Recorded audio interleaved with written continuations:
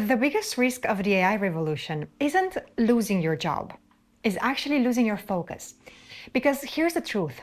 Every technological revolution in history has only added more tasks, more demands, and even more pressure. It was never less.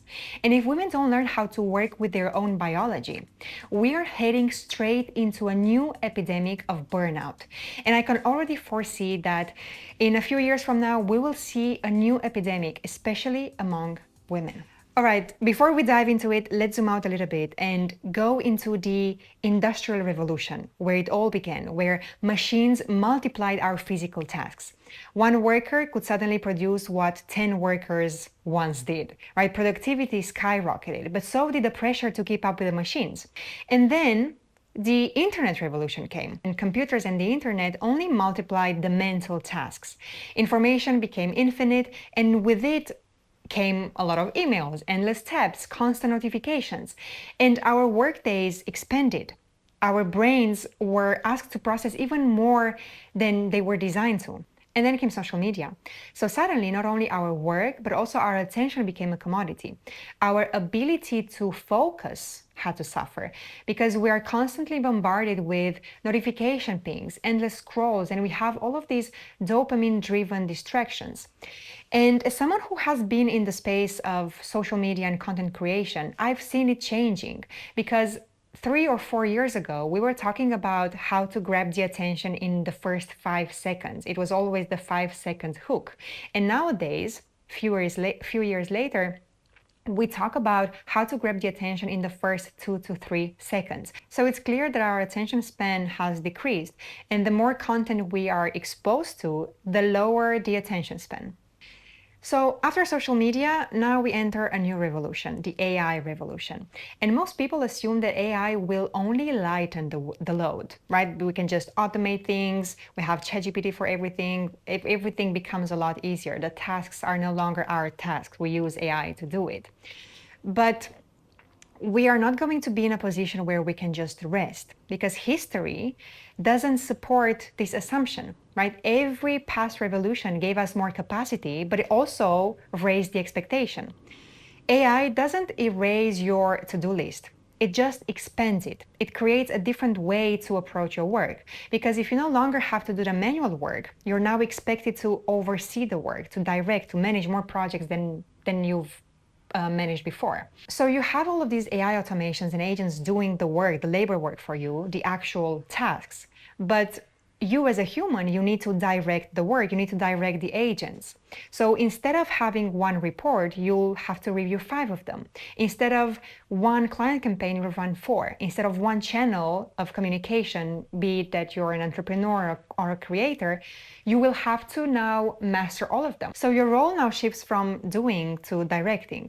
But this directing role requires even more of that sharper focus. And sharper focus is exactly what we are all losing with the rise of AI. And I just came from a workshop with Daniel Priestley, and he said that in about 2 to 3 years, we will have what he calls plural careers, which means that we will be doing multiple projects at the same time. So you will be juggling nonstop and you won't be able to focus just on one thing at a time as probably you're doing now, and your head is going to explode. And in that workshop, he urged people to find ways in which you can mentally manage all this type of new work. And that's what raised a huge red flag for me. Now, before I go into why this is a huge red flag, especially for women, let's talk a little bit about attention, because our attention span has already dropped by nearly 25% over the last 2 decades. And studies show that the average person now switches between different tasks every 45 or 47 seconds while working. Now think about it. You're always constantly switching in between tabs, phone, email, different platforms, different devices. And these statistics were done before AI generated content, which we see now flooding every feed on every social media platform, every single inbox. Now, think about how it is today. You no longer spend 10 minutes researching any topic. So let's take for instance, recipes, right? Like A few years ago, if you needed a recipe, you would just search on the internet, on Google, and you would maybe spend 10 to 15 minutes going from one blog to another until you found the right recipe for you, because you wanted that chicken to be roasted in a specific way and maybe use specific ingredients. And you just couldn't find the perfect blog or the perfect recipe. Maybe you watched a few videos in the meantime. But now you just go to ChatGPT and you type in a prompt exactly the ingredients that you want and exactly the way that you want your chicken to be roasted. And so you literally reduce the amount of time you spend on research from 10 to 15 minutes to maybe 1 minute. So there you go, you have your answer in a fraction of a second. So because we have now reduced the time, there will be more time for you to watch, more time to read, and to respond to different prompts. And you will have less time to do that kind of deep thinking work and the creative work that humans are designed to do. And here's where the risk lies. AI is never going to burn out, but humans will.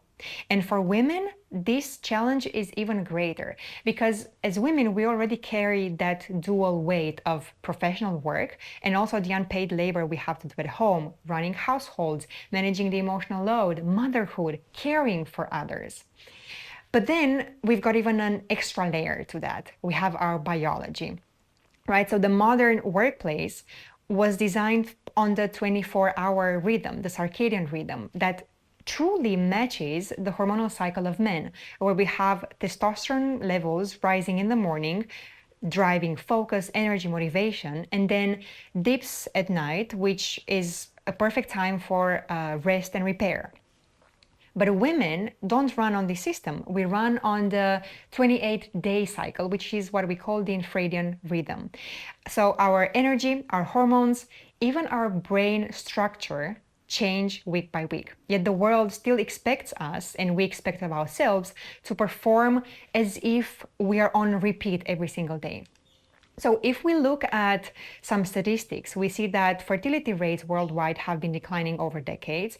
And in fact, global fertility has dropped by more than 50% since 1960. And in many developed countries, birth rates are now below replacement level. So that's alarming. And at the same time, more women are reporting reproductive health struggles. So we have studies that show that up to 75-80% of women experience these intense premenstrual symptoms. And the number seeking medical support for PMS and PMDD has increased in the past 2 decades. And these rates, together with the increased burnout among women, is definitely a sign of the impact of the modern stress and the lifestyle women have, which is definitely not considering at all the infradian rhythm and the female biology. So here's how it would look if you were to work more in tune with your biology, with your infradian rhythm, in a nutshell. So in the follicular phase, rising estrogen makes your brain more open to new ideas, and your motivation is also higher. You have higher ability to plan ahead and also take more risks.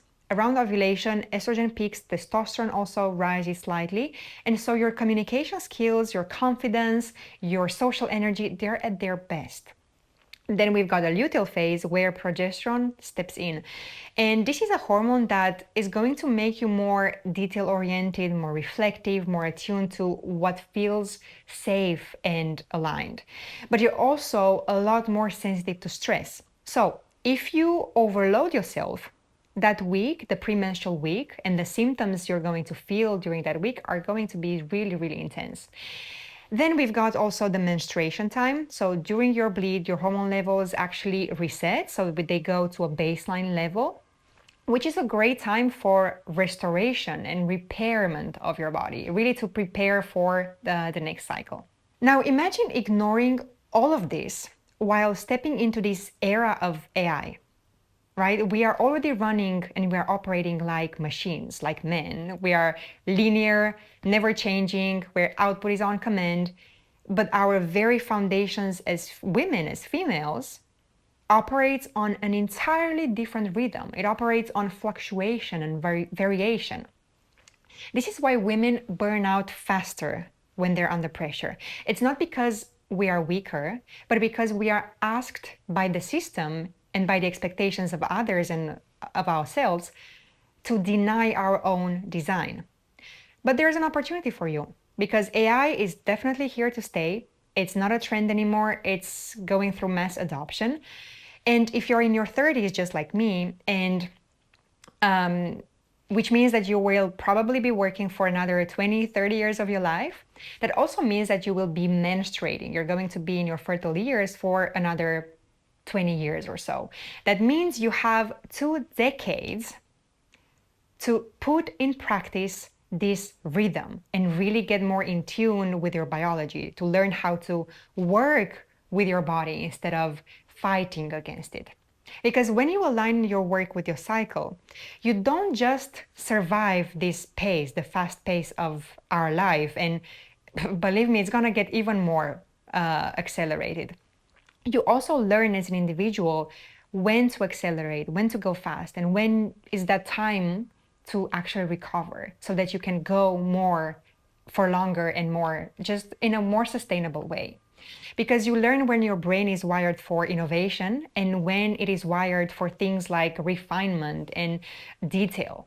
So I believe that for women, the only way to escape the burnout route right now, and especially in this new age that we are entering, is by syncing more with the female biology. Because the truth is, your body is not the problem. It's the system that we were taught to live in. And in an era where AI keeps moving faster and faster, your cycle is the only anchor that will keep you human, healthy, and as a whole. So the question is not if you will adapt to the AI revolution, because eventually you have to do it. It's whether you will adapt in resistance with your biology or in a partnership with it. And if you choose partnership, your cycle becomes your greatest advantage in this age of artificial intelligence. I'm not here to scare you, but just raising a flag and hoping that I will inspire you to put your health back as your #1 priority. And I want you to pause and think, how often do you dismiss your PMS as something normal, or period pain, or maybe some other signs that your cycle is giving you? Because these are not inconveniences, they are data.